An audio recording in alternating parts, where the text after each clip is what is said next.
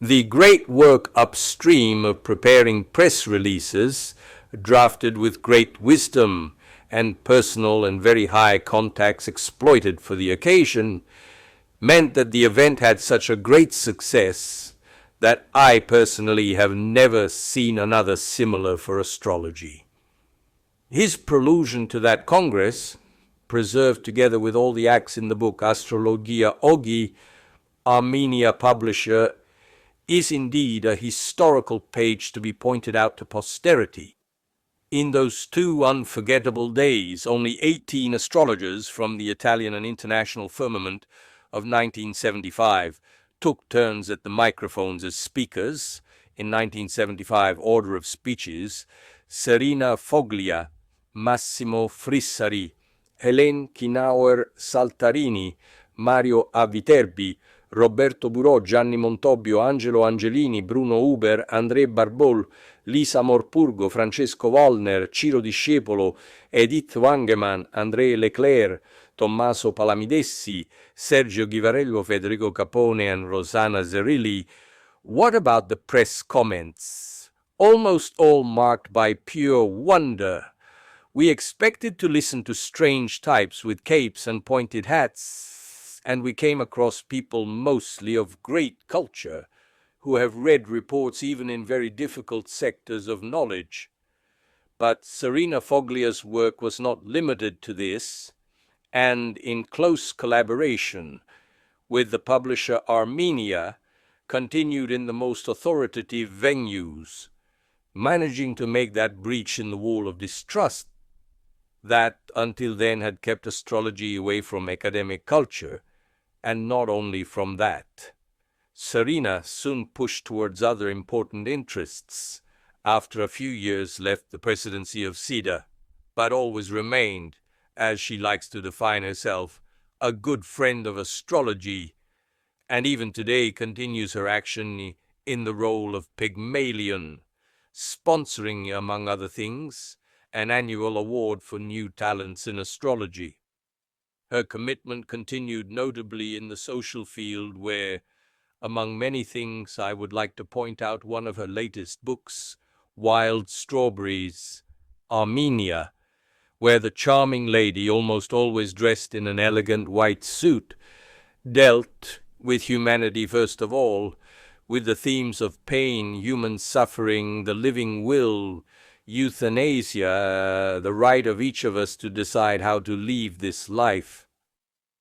Personally, I am very fond of Serena, and I hope she will write many more important things for humanity. Note 3.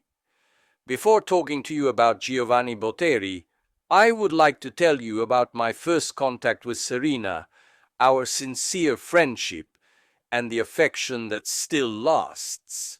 It was Federico Capone who pushed me to contact her during the preparation of the first astrology conference in Milan. But to tell you about this, I must make a premise. I had been studying astrology with an indescribable passion, many hours a day, for 5 years now. I knew a lot of things, even a lot more than many of my already established colleagues, but I couldn't decide to come out.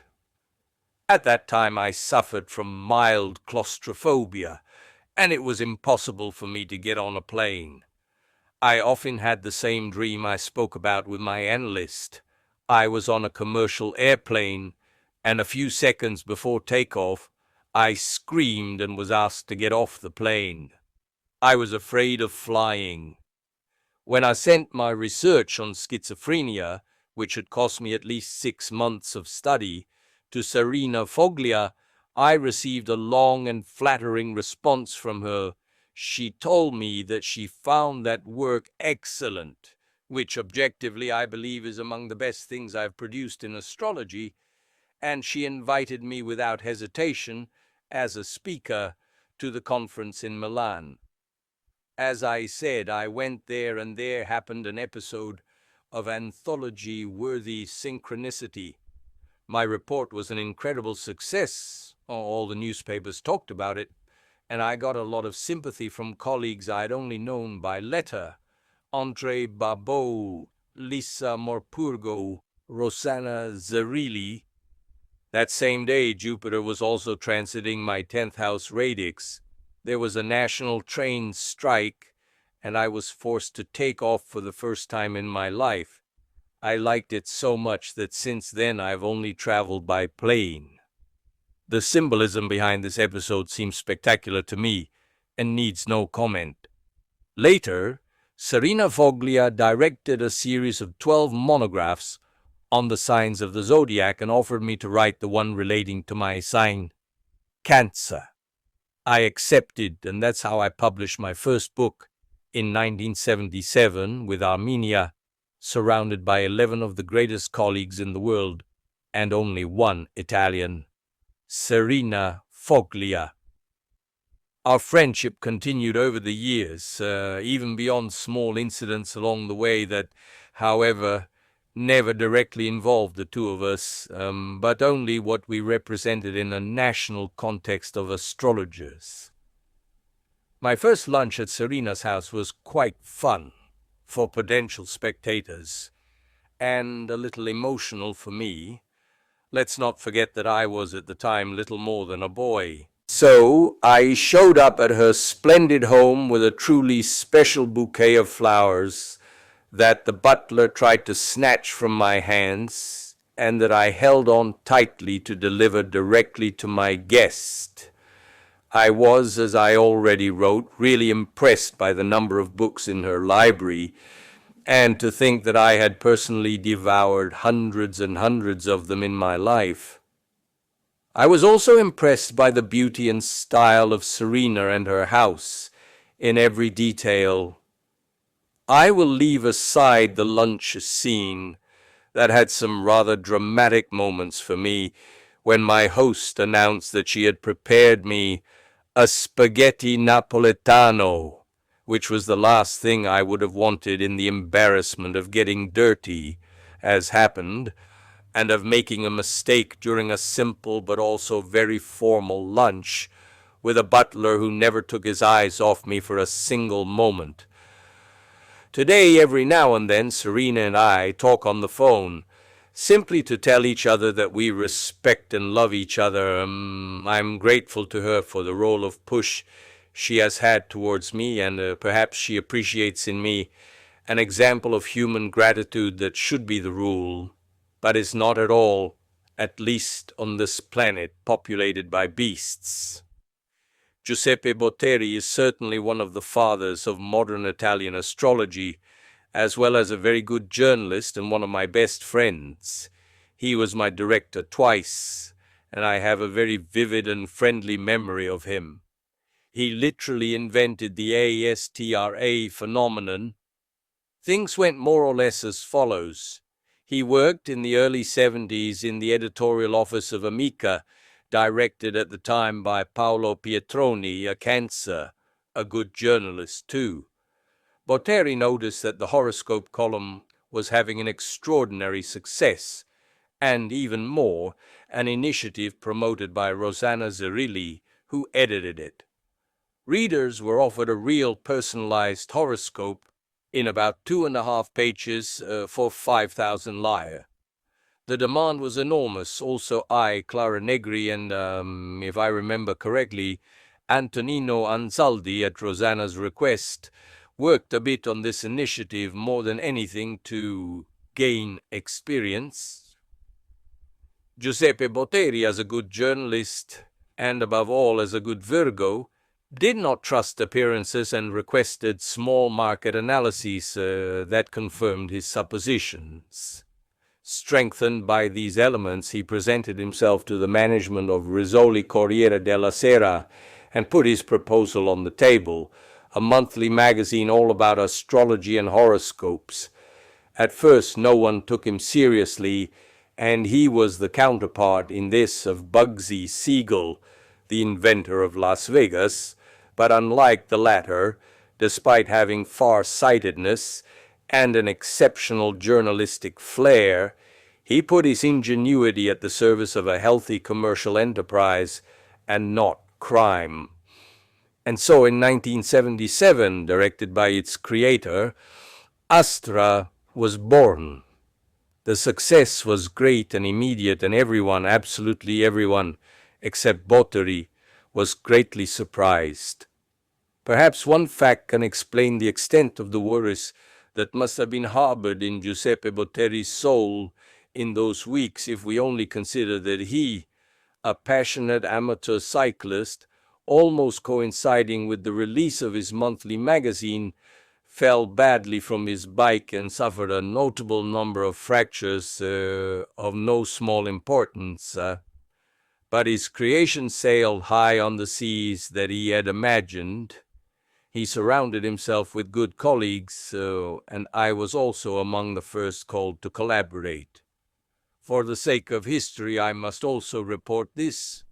The first piece that he accepted and published without cutting even a single line was the astrological portrait of Pier Paolo Pasolini, in which there was much talk of sex, homosexuality, and other topics that were absolutely not part of the target audience of that periodical. But once again, Bottery proved to be right, and my column of astrological portraits was a great success, until many years later someone convinced themselves otherwise, and then I definitively left Astra to create my own periodical without sun sign horoscopes. The binding value that Astra had in the panorama of Italian astrology was enormous. Around it developed clubs, families of supporters, astrologers who followed the magazine in an itinerant manner, for example, through the annual conferences in Campione d'Italia. In my opinion, Astra, under the direction of Botteri, was a good example of a commercially successful dichotomy between cultured astrology and sun sign horoscopes. Otherwise, how could the newspaper have been sold? The magazine was inundated with advertising, certainly not edifying, but very well paid and sailed ever higher with sales. The success, entirely personal, of Botteri's idea was such that he decided to create a second creature from the rib of the first, Ciro. In the operation, he brought with him those he considered the best collaborators.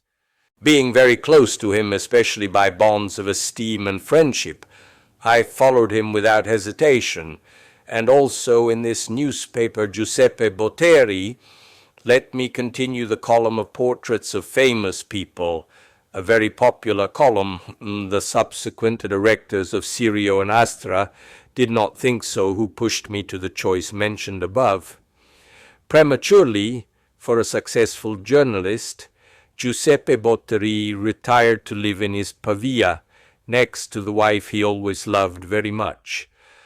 My affectionate memory and esteem goes to him for what he was able to achieve, not least a strong sounding board from a good part of the press, on the initiatives of the two newspapers he directed. Last but not least, and in relation to this episode, I would like to remember, at least in part, how much of importance was accomplished by Giovanni Armenia, publisher. At the beginning of the 70s, he created a periodical on the parallel of Il Giornale dei Misteri, but in my opinion decidedly better in terms of content, entitled Gli Arcani.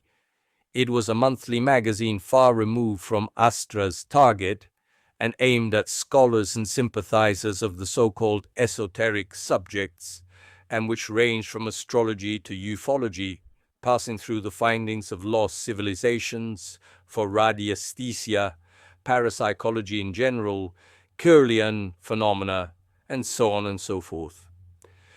Giovanni Armenia also called on talented scholars to collaborate on his magazine, through which he could also advertise the books he himself published, and which covered identical topics. Many of the current major Italian experts, from yoga to macrobiotics to ufology and so on, collaborated on this periodical. I kept a column in installments where I wrote obviously about astrology, and where my articles on the aimed solar returns already made many colleagues angry. The many books on astrology published by Giovanni Armenia have been the basis of studies for neophytes, and not only for them, from the beginning of the 70s to today. As for me, after the success of my monograph on cancer, the publisher proposed that I write a guide to astrology, the simplest possible, accessible to all, a tool to get started with the essential basis. I threw myself into the project heart and soul and worked very hard. When I finished the work, I will never forget it. I sent a suitcase of about 800 pages, typewritten, to the address of Serena Foglia, who edited and still edits the beautiful astrology series of Armenia. Chance wanted that the day the suitcase arrived, Dr. Armenia was visiting our mutual friend and was shocked by the impressive amount of pages produced by the undersigned. He called me right away, somewhere between angry and scared, asking me if I had lost my mind. How can you think that I can sell even just 10 copies of such a big book? And do you know how much a similar publishing project would cost me? And what if I had to lose every last lira? Let's do this. You cut at least half of the pages and I'll publish it for you. My response was immediate and very firm, although very polite. Doctor, Armenia, I can't remove even a single page of the book. If you think it's editorial madness, don't publish it, but I won't eliminate anything. That seemed to be the end of the matter, but Giovanni Armenia is a talented publisher and entrepreneur, otherwise he wouldn't be the biggest publisher in the sector today. He called me back and told me he had decided to take the risk. When the book was in bookstores, the first edition was 612 pages and cost 10,000 lire. Not a single review had yet come out. The publisher Armenia called me after a week and told me that the first results of the book were going well. If it continues like this, we might even be able to reprint it in a year. The following week, he called me to announce that the book was being reprinted. From that day on, our mutual respect and sympathy strengthened, and today I believe we can speak of friendship. Giovanni Armenia, publishing texts of great cultural value by Italians and foreigners, was certainly among the architects of the Italian rebirth of modern astrology. I don't remember the exact dates. What I know for sure is that it was between the spring and autumn of 1971, the second year since I began to study astrology with passion. I felt the need to have the opinion of a teacher on my birth chart and decided to consult both Francesco Waltner and Peter Van Wood. Van Houten is his real surname. I made an appointment starting with Waltner and went there on a beautiful sunny morning, accompanied by my girlfriend at the time who waited for me in the car. Francesco Waltner's house was on Lungo Tevere Mellini, a large penthouse, and overlooked the river that bathes our wonderful capital. He himself came to open the door for me, and we passed in front of a small living room with some armchairs and newspapers on a small table, where I imagined they waited for clients when the master was busy with another consultation. The house was large and furnished in a classic style soberly. I counted at least 4 wonderful Persian cats, with colors ranging from very light blue to almost rust. One of them immediately curled up on the owner's lap, with an operating mode that indicated a habit that was now rooted. The room where Waldner received was large, with several books, not very many, and a large table where I sat in front of him. We exchanged a few words, and he began to trace my birth chart. At that time, the most famous astrologer in Italy still had good eyesight, so much so that he consulted the ephemeris and drew his birth chart by hand. Later, his consultations would be based solely on reading the ephemeris using a large magnifying glass. I observed him carefully with greed, and I noticed that he had drawn my ascendant in the first degrees of Leo instead of the last degrees of Cancer. I tried to point this out to him, but he silenced me rather brusquely. However, Waldner was an intelligent man, and after a while he asked me, "Why did you say that I got your ascendant wrong?" Because in July 1948 in Italy, there was daylight saving time. And how do you know? I did some research in the official gazette and directly at the newspaper library, checking the newspapers of the time. Then my interlocutor observed me more carefully and had to conclude that I deserved greater consideration. He also asked me if I had done the same thing for the other years of the century, and when I agreed, asked if he could have a copy of the table. In that moment our friendship was born, and he, after correcting the chart, described me with intuition and preparation. He explained many important things about my birth sky and reassured me about some aspects that worried me. Each reference to a single position of the celestial chart was then an opportunity to start talking about himself, which I appreciated a lot, and to tell me many anecdotes of his life. It was for me a fascinating journey into the memory of a great astrologer. He told me about his meeting with Freud when he was already very old, about his coming to Rome, about the day that, helped by the ephemeris, he went looking for the house and found it right where we were that morning. He also told me about his love for his cats. His favorite was a Cancer, and about a very singular episode for me. One day he was about to leave and noticed, looking at the sky map, that one of his cats would be sick during his absence. So he instructed his butler, I never saw him, not even in our subsequent meetings, to contact the vet immediately in case of health problems of the feline. At the same time, he also warned a relative of his from Merano to do the same with the twin cat who lived there. When he returned, he learned that things had gone exactly as he had predicted. The two cats became sick at the same time, but his was saved thanks to the prompt intervention of the butler, and the other was not because his illness was not taken seriously. Our conversation went on for many hours, incredibly, especially for me. He also told me how he had given astrology lessons to Lucia Alberti, and about another activity, church passion of his, spiritualist sessions. He told me, in fact, that several of these took place in the Vesuvian area, with him present. This topic did not interest me, and I did not give it much importance. While we were talking, the phone rang, and I understood from the general context of the conversation, even though I do not know French, that a large Parisian newspaper was asking him for a prediction on the election of the next president of the French Republic. He asked for the dates of the two candidates and predicted Mitterrand wrongly. He then told me that he was well paid for these opinions.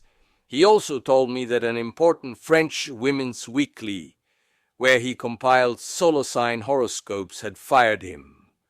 Later, the readers inundated the newspaper with protests, and the director was forced to rehire him at a significantly higher salary. He told me this and more, so many things, and the hours passed. When I couldn't hold back any longer, I almost whispered, "Professor, I should go. My girlfriend is waiting for me downstairs in the car." "What? What's her sign?" "Aries." "And you leave an Aries waiting for you in the car for all these hours? You'll find her furious." Perhaps for this last prediction, there would have been no need for an astrologer. Later, as I said, we became friends, and I was honored to address him informally. We met several times, and more than once he invited me to lunch at a restaurant near his house where they served really fresh fish.